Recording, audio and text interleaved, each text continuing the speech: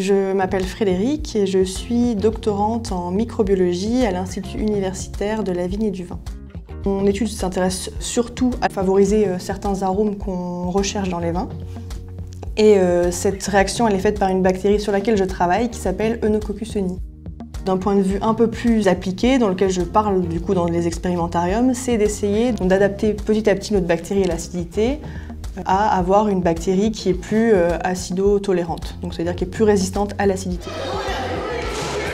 J'avais la possibilité du coup de faire une mission complémentaire, donc de faire une activité en dehors de ma recherche, avec la mission culture scientifique à l'Université de Bourgogne, donc qui organise l'expérimentarium.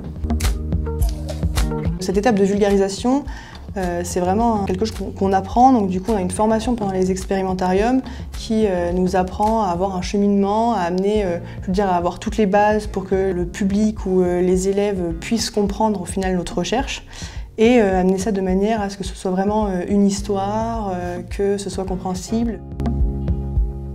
Je leur montre dans quoi on cultive nos bactéries. Donc généralement c'est un liquide avec des poudres mélangées où il y a tous les nutriments pour qu'elles puissent pousser. Donc je leur montre à quoi ça ressemble quand il n'y a pas de bactéries dedans et à quoi ça leur ressemble une fois qu'il y a des bactéries dedans. On aperçoit un trouble, donc du coup tout de suite c'est un peu plus parlant pour eux parce que les bactéries on les voit pas. Donc du coup c'est difficile parfois de parler de quelque chose qu'ils n'ont jamais vu au final. J'ai un dessin de bactéries avec un acide qui est transformé en un autre pour leur expliquer cette fermentation.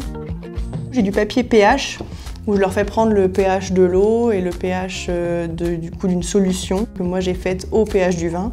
Je leur fais lire le pH, donc du coup ça les amuse de voir le petit papier qui change de couleur.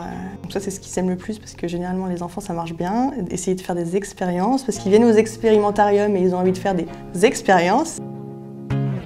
Même si généralement quand on voit la télé, toute la recherche, il n'y a vraiment que des super découvertes. En réalité, il y a pas mal de points négatifs où on doit recommencer plein de fois les expérimentations, où c'est assez, c'est pas forcément tous les jours facile. Et donc du coup, de pouvoir faire les expérimentariums, ça nous permet de sortir un peu de notre laboratoire, de voir d'autres personnes, surtout d'avoir un autre œil sur notre recherche.